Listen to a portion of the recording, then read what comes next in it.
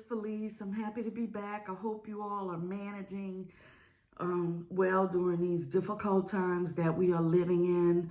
I will always be mindful of those who have lost their lives and who are suffering, and those who are on the front line defending people right now with the COVID-19 crisis. I also want to give a big shout out to the housekeepers who work in the hospitals, because you cannot have a wellness facility if you do not have your housekeeping team intact and aware of the proper measures to decrease the transmission. I hear a lot about nurses. Yay, nurses. I'm a nurse myself. You know, I know what you guys are going through, and I support you, the physicians, the whole medical team. But I rarely hear people talking about the housekeepers and the laundry people who have to be exposed to contaminated items. They are viable and valuable. Also to the workers who are out working in the stores, people doing, as they say, menial labor, who are risking their lives for us to be well. So know that you are in my prayers. I also continue to hold in prayers our loved ones and friends and family who have lost their lives to this disease, because it is just this virus, rather, because it is not discriminating, and it is vicious, and it is trying to get you. And I'm saying that because I want to get your attention, because for people with chronic illnesses, you are in a fight for your life. I'm in a fight for my life. And I want that to sink in, because this is a time when you can make radical change in an environment where you're home. If you are home right now and you cannot go out because of the orders to stay in, you have an opportunity to assess your habits. You have an opportunity to be straight up with yourself, to say, am I really taking care of myself the way I should be? Am I following my provider's recommendation? Am I taking my medicines like I'm supposed to? Am I checking my blood sugars like I need to? Am I decreasing that salt intake that's shooting my blood pressure up? Am I drinking enough water and moving around enough? Or am I, if I'm on fluid restriction, as some patients are, am I mindful of that? Or am I drinking too much water that'll cause an overload and a cardiovascular complication? So now we have time to really sit down and assess, take a look at how we're taking care of ourselves. Now is not the time to give in and give up. Now is not the time to say, oh, this virus is going to get me, so I'm just going to do what I want to do. Or I'm frustrated and I'm home and I want to get out and I can't get out and I want to do what I want to do. It is not the time for that. Believe me, I get it. I have spent the first quarter of the year inside because of a surgery. Fortunately, that overlapped with my recovery, overlapped with the onset of this virus going haywire here. Had I not had to deal with that 9 times out of 10, I would have been out and about and been in a situation where I may have very well contracted it and died. So I'm grateful to be here. So by that, I want to share with you things that can help you. First off, you gotta work on your mindset. You know yourself better than anyone.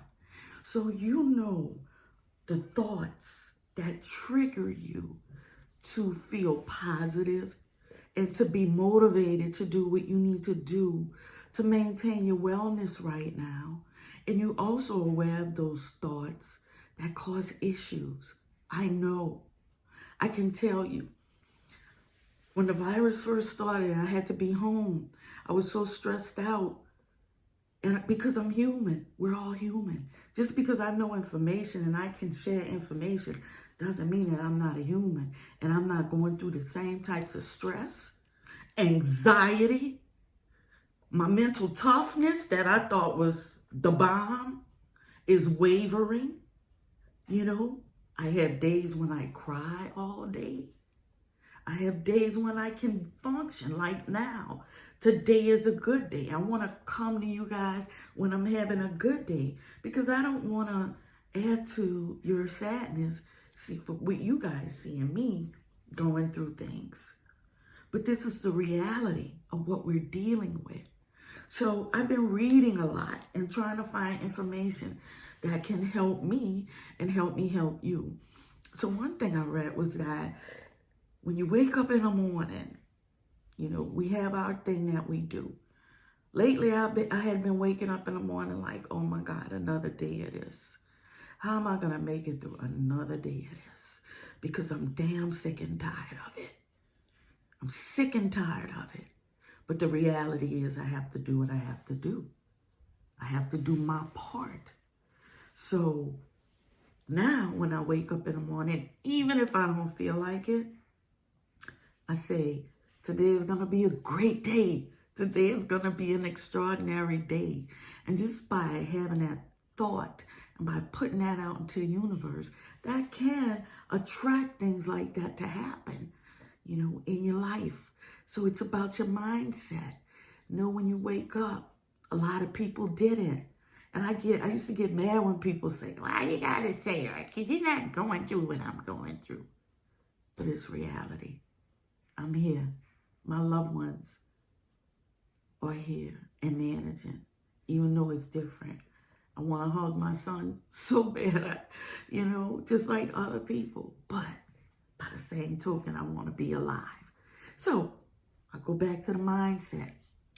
What's something positive that you can think about? What's something good that you can think about? Another thing that I do is every morning, I have a journal, and I'm proud of myself. I started this on February 1st. I started writing down something to be grateful for.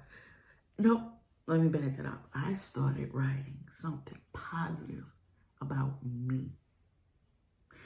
Every day and every morning, I get up and I read each one. And that builds up, and it makes you feel better.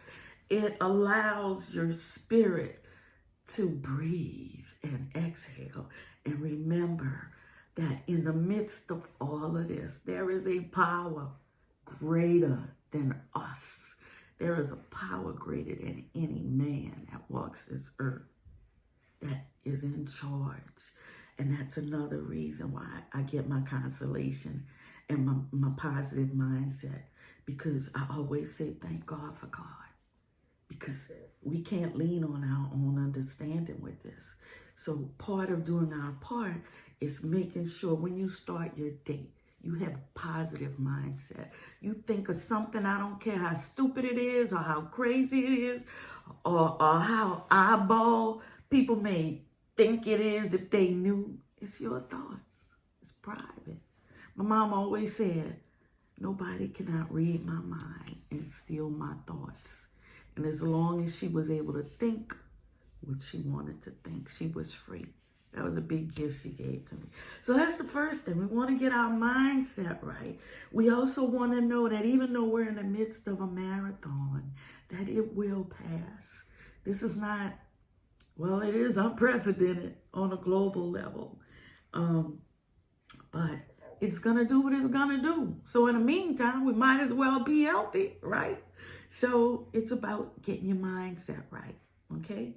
So that's the first thing. The second thing is, do you have a routine? Do you have an established routine? For example, I get up, I say a positive thing, I write a positive thing, I read my positive list.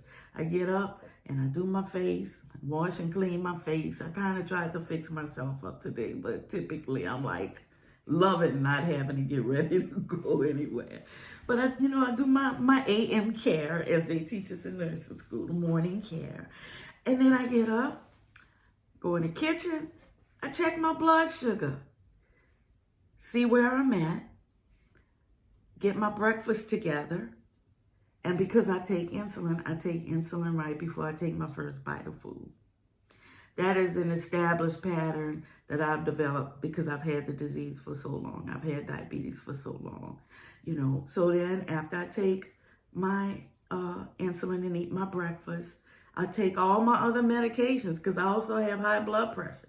I also have female issues.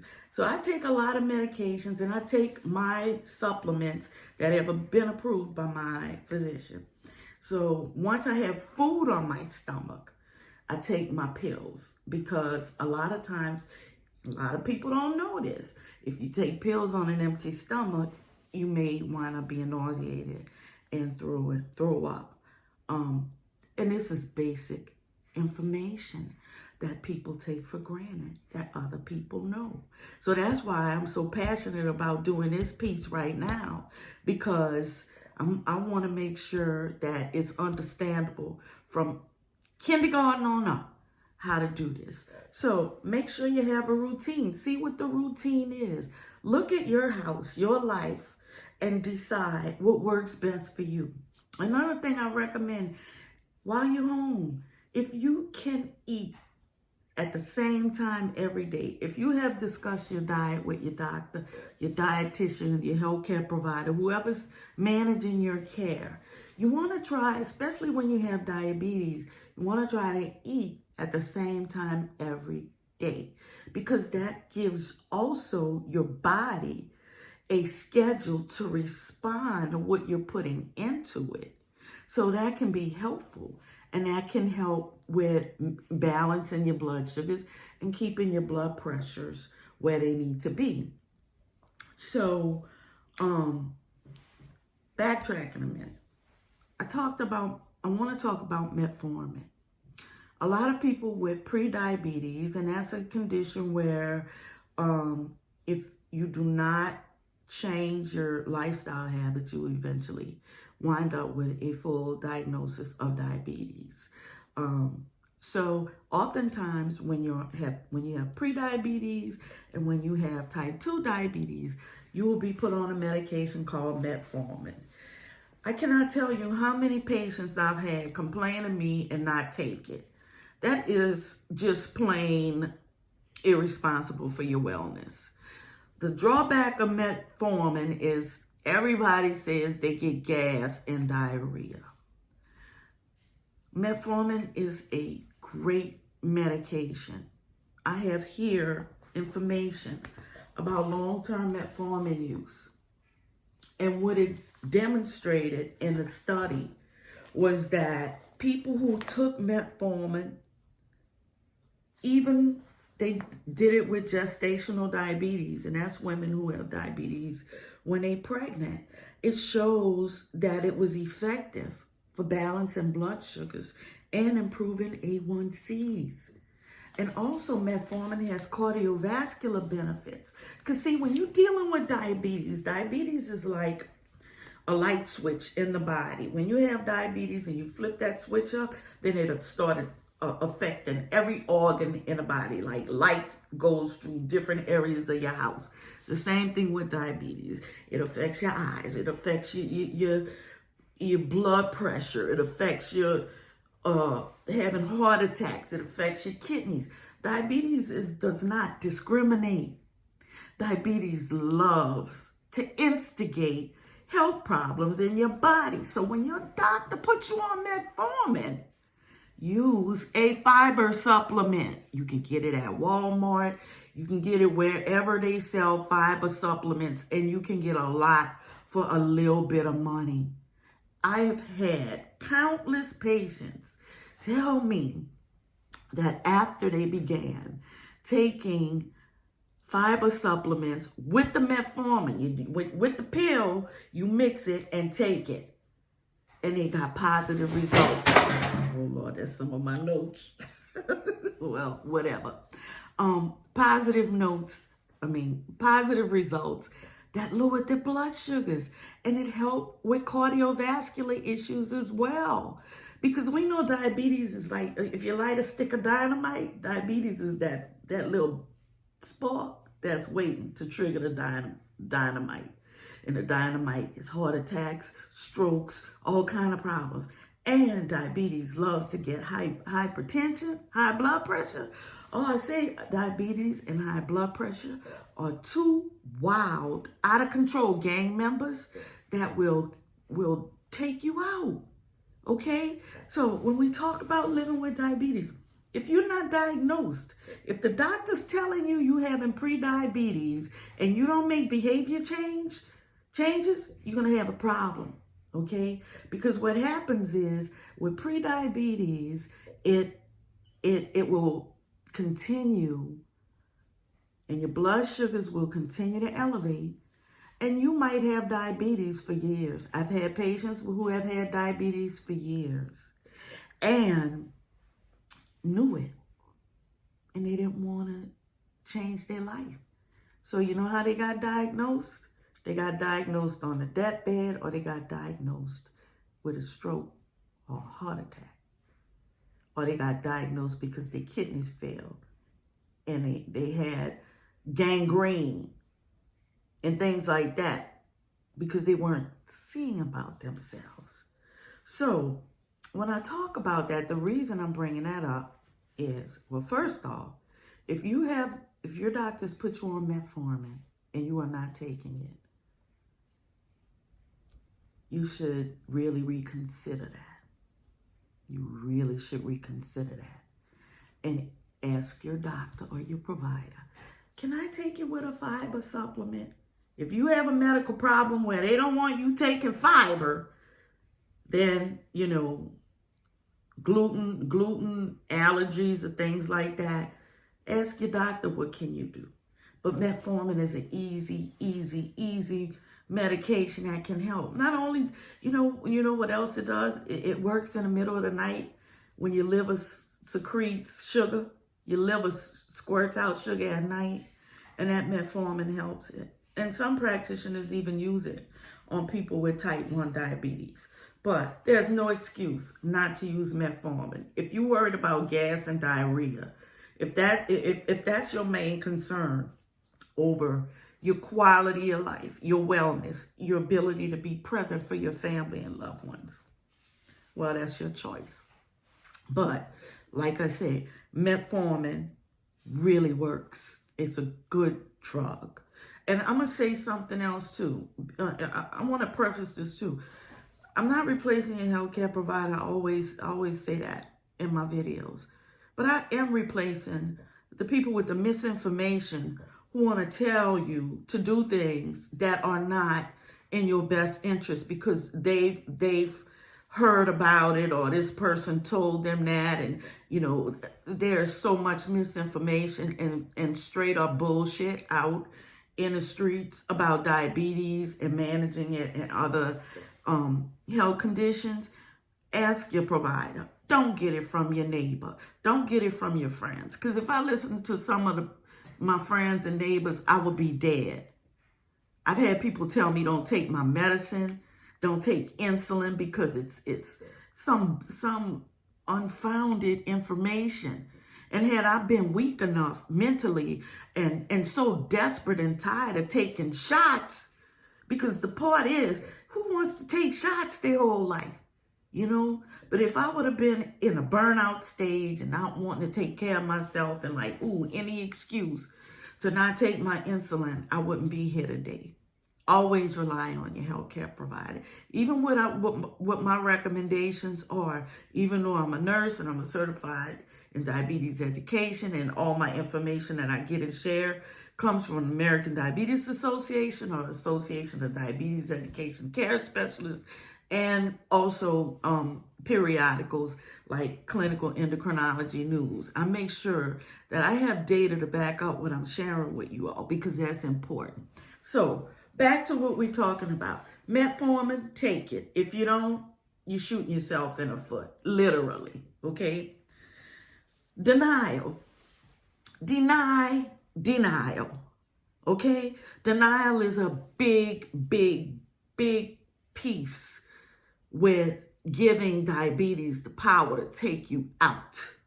When you do not believe and you refuse to accept the fact that your body is showing you need to pay attention to some things because you don't want to, and you don't want to give up the things that you like, well, diabetes will show you that it can be wicked. It can be as wicked as the virus that we're dealing with if you ignore it and if you let it run wild. All the bad things that people say about living with diabetes will come true. You go blind. You wind up on dialysis. You will be amputated. You will have your teeth are gonna fall off. You won't be able to function sexually. Your life is gonna be trials and tribulations if you allow diabetes to run wild in it. So part of that is the big piece is being in denial. I had a man who told me, I don't have it. I don't have it. He came to my class. I don't have it. I don't have it. And I get it. If I had a magic wand and could say, you don't have it anymore, I would take it away from him, myself, and everybody who has to deal with it. But until you come to grips with the reality that this is what's going on in your body, diabetes, hypertension, we know is the silent killer, then you are in for some major, major problems, okay?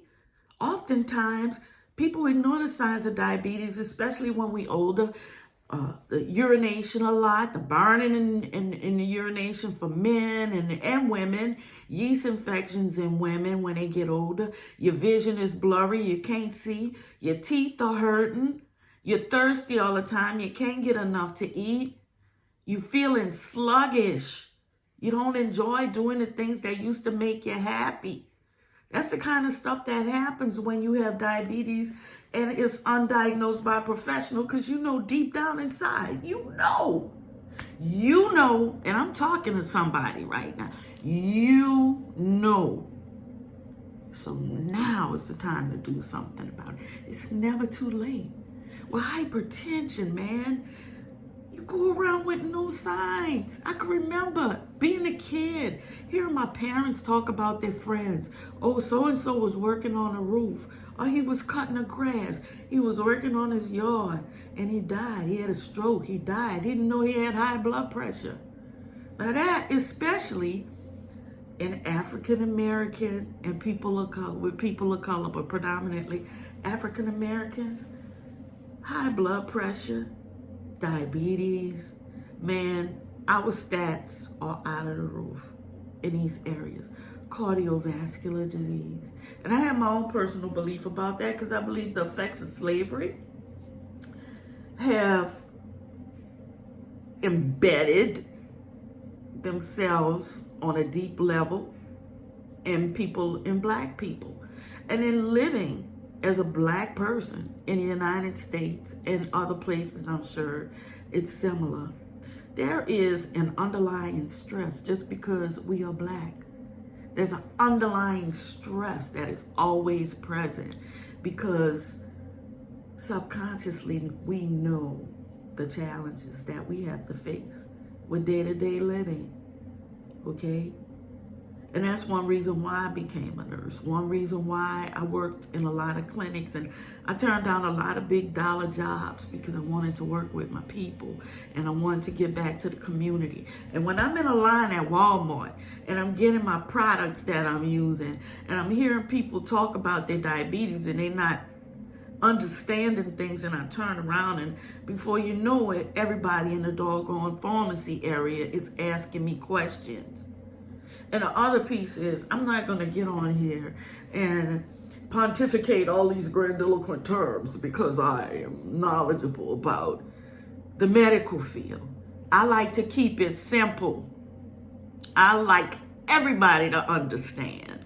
This is not a semantics class, and this is not an opportunity for me to show what I know intellectually. I'm confident in my skills, but I'm also understanding of the type of education and the type of information that people need. That's why I do this. Now, I do this for free. I do this because it comes from my heart. And I do this because I want African Americans to have a better life. Because I know I came from a poor family in the hood. And by the grace of God, my parents raised us in a way where we all were productive. And even though I lived in a hood, my neighborhood was wonderful. We all knew and cared about each other. We all made sure everybody had what they needed. We knew everybody from the project to the penthouse. and everyone was treated the same. And we can have that again. Maybe that's part of what's happening with the virus. So I knew I digressed, but hey, I just had to add that piece into it. So we talk about, I said with metformin, talk about being in denial. Now you home. You have the chance to really sit down and do what the doctor asks you to do. Like the old Alka-Seltzer commercial. Try it. You like it. Try it. You like it. You might try it. You might feel better. You might change things in your house. Not just for you, but for your loved ones. Because if everybody followed the lifestyle of a person with diabetes, life would be much better because it's so healthy and it's implementable and it's easy to manage. So, like I said, a quick recap, this is the fight of your life because we don't want to be going in the hospital right now. Okay? We do not want a hospital stay right now if it's not necessary and if it's preventable.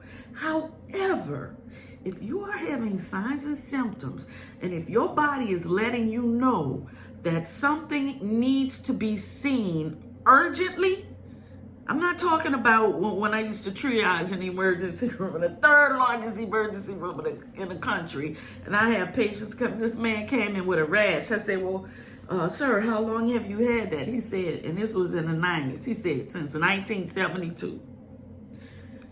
That's not a reason to go to the hospital because you just decide today that this rash that's been hanging around most of your life needs to be seen.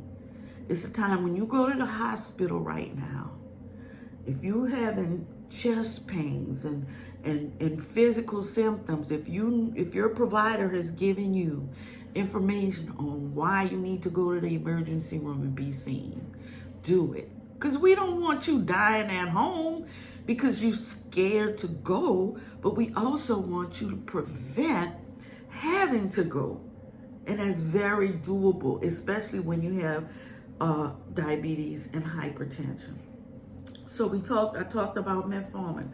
So I'm gonna talk about the diabetes hypertension medication, because that's another problem. If you're on blood pressure medicine and you're not taking it, you're asking for trouble, okay? You could have a stroke, you could have a heart attack, and that's preventable. That's preventable. Also, when you are put on anti-hypertensive medication, many times you will have to take it for the rest of your life. And I talked about this when I talked about the sex piece with diabetes, sex, and intimacy.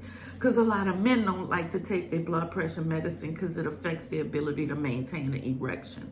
So my recommendation is that you take your high blood pressure medicine, do some lifestyle changes that can help where you may not need as much if you have to stay on it for life, or you can be taken off of it.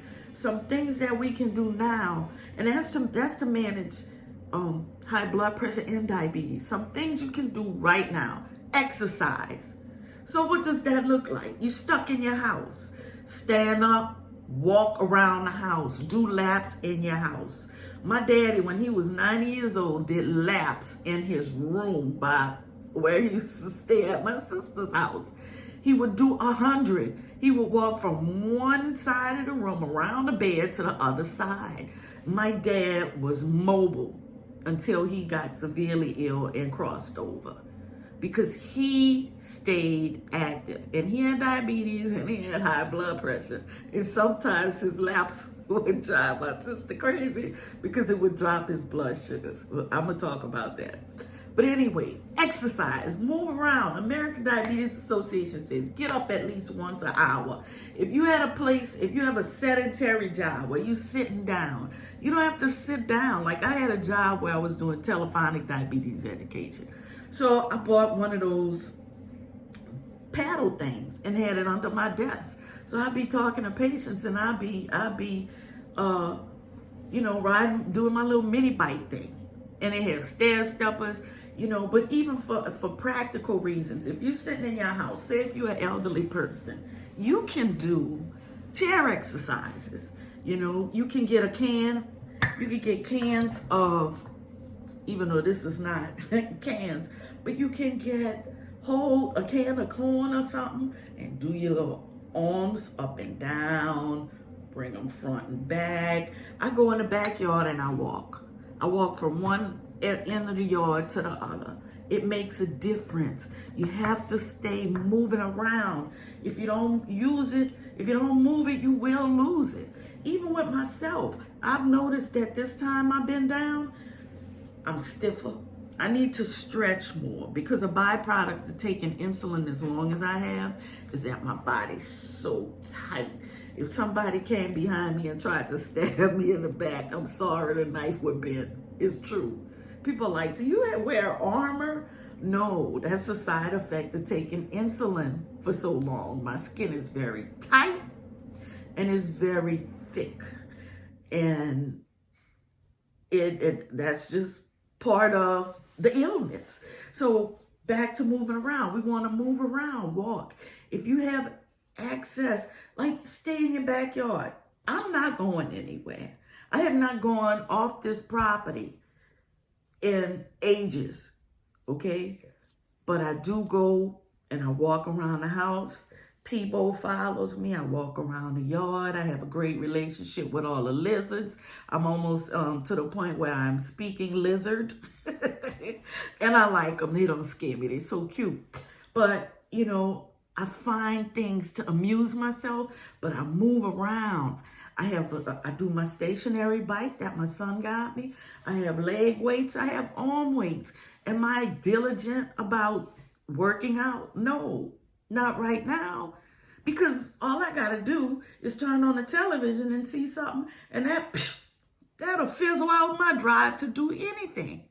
So that's another piece. We want to move around, but be careful about how much television you're watching about this. And social media.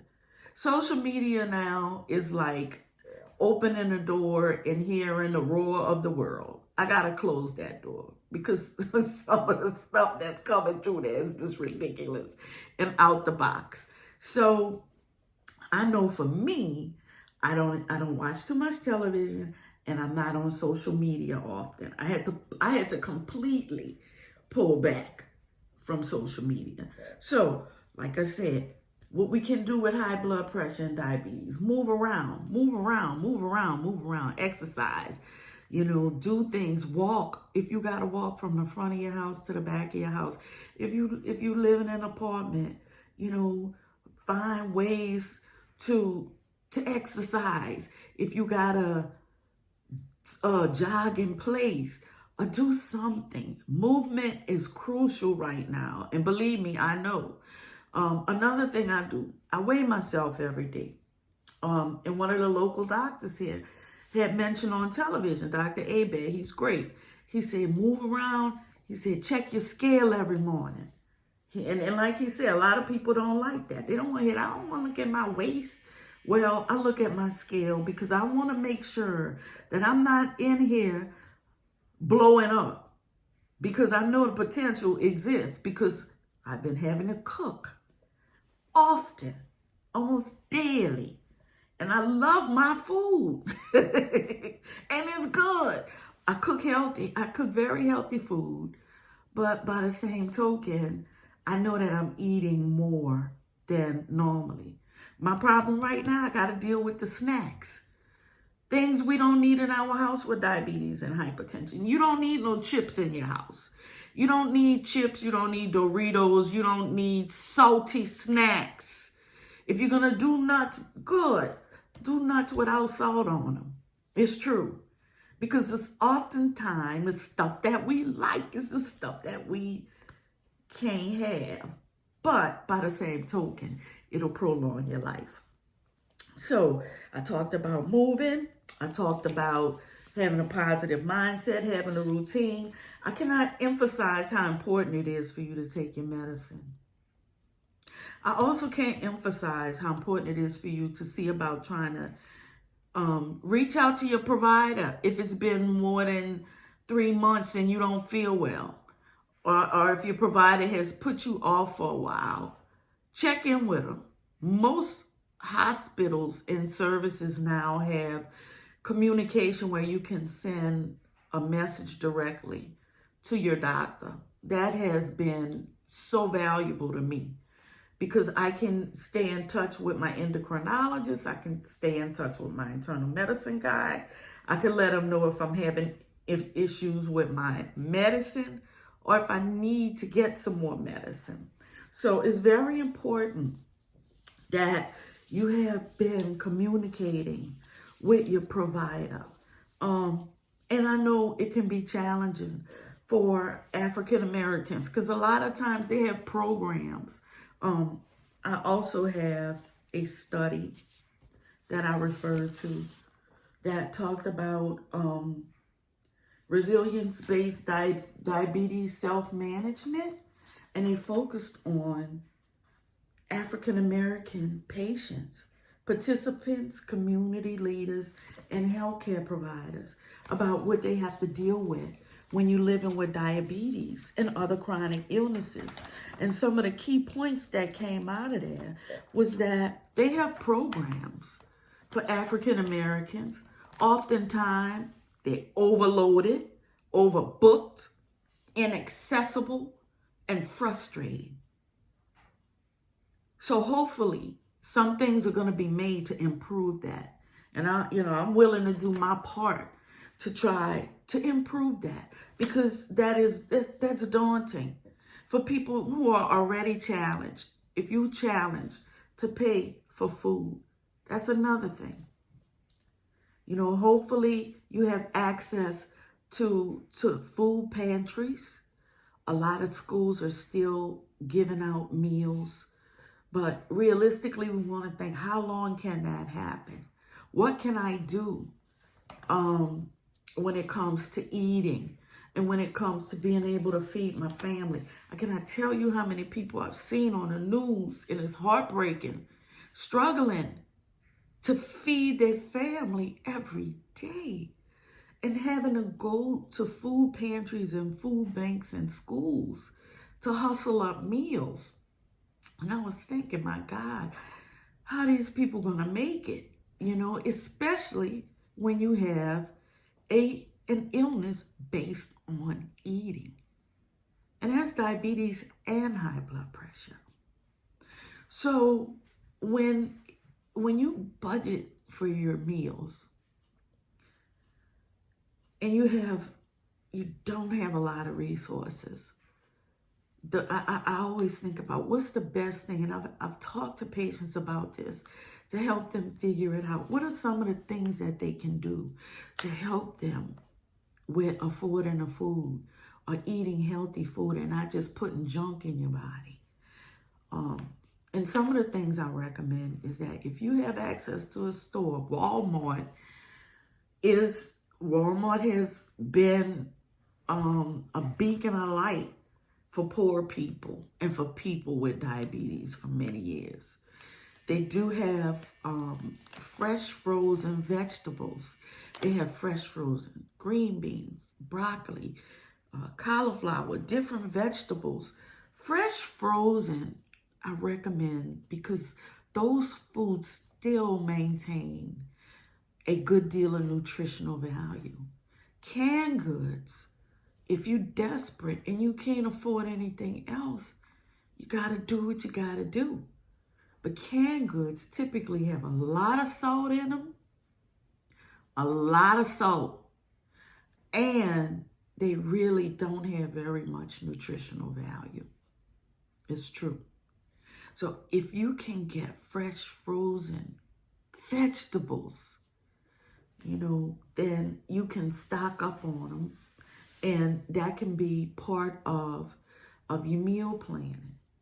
The other thing is when it comes to proteins, Walmart has meat for reasonable prices. Or if you have access to another place where you can get meat for reasonable prices, tuna fish. If you can get tuna fish packed in water, rinse it off before you make your salad or whatever meal you want to make with tuna. That's a good source of protein. We don't want to be eating fried foods right now. Ever really. But right now, fried foods, not only does the breading raise your blood sugar, the coating on foods, like when you fry chicken and all that, that's full of fat. It's full of cholesterol. It'll close up your blood vessels, and cause issues. So another thing that I like at Walmart, and look, I'm not rich. They have fresh frozen salmon. It's delicious. It's easy to cook. Okay? One bag is like $5 or $6. And you might get maybe 8 to 10 salmon fillet pieces in there. And you can feed your family with that. Just off the top of my head, just remember to try to eat balanced meals. I showed the plate method in another segment that I did, but I have a small version. So they talk about filling your plate right here. That's the plate method. It starts. This is a great picture. I like this. So it shows a plate, a paper plate, and you put the line down. And then you put another line across. Okay? So that's how you begin. It helps with your portion controls. So you're not eating too much. Because the other thing is we don't want to overeat, and we don't want the kids at home overeating, because children are being diagnosed with type 2 diabetes because of obesity. It's true. Kids are being diagnosed with type 2 diabetes because of the types of foods they're eating and the amounts. So portion control is important. So on step 1, they talk about filling your plate. And it shows you that the biggest side of your plate here, you want to use low-carb vegetables. So what are some low-carbohydrate vegetables that you could get at the store? You could get artichokes. I'm going to read them to you because I want you to have some information. Artichokes, broccoli, cabbage, one of my favorites, carrots, cauliflower, celery, cucumbers. Greens. Who don't like greens? Who don't like callaloo? Who don't like collard mustard and turnip greens? Green beans. Salad greens. That's lettuce. Iceberg, romaine, green leaf, whatever kind you like. Spinach. Squash. Snap beans. Tomatoes. Zucchini.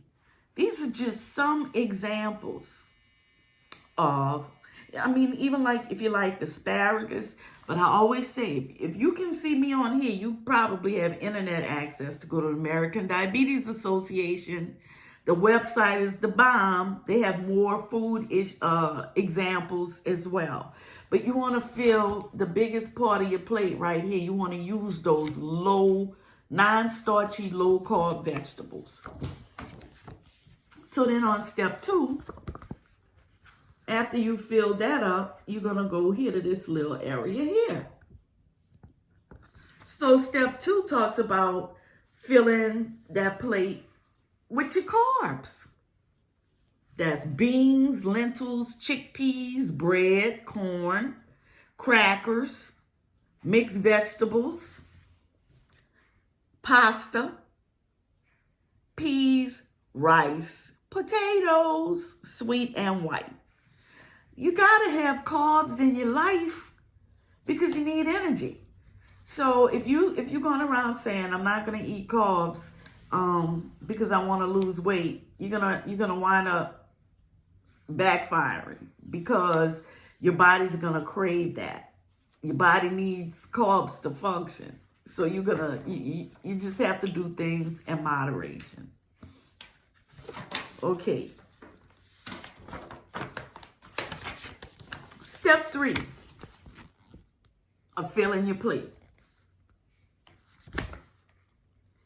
You want to fill that with your proteins. That's your meat, your fish, your chicken breast. Now's the time to see how you can prepare foods that you typically don't like. Like the best part of the chicken is the crust, right?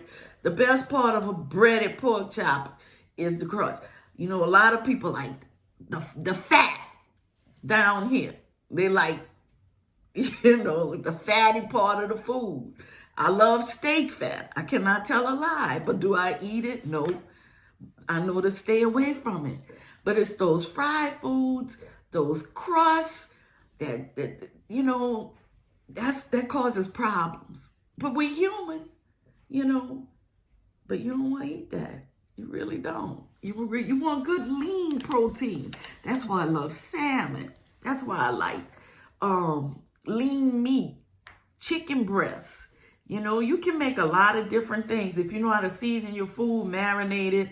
You know, marinate that chicken breast in some Italian salad dressing overnight and then take it out. And it'll be tender and, you know, y'all know how to cook now. Y'all know how to cook. And so the last step is your fruits. So your fruits go on a separate plate.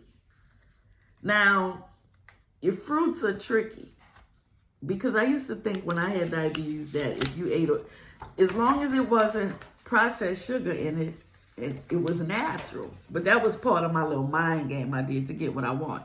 So I eat like a big old thing of grapes when really like eight, maybe 16 grapes is the max you could have.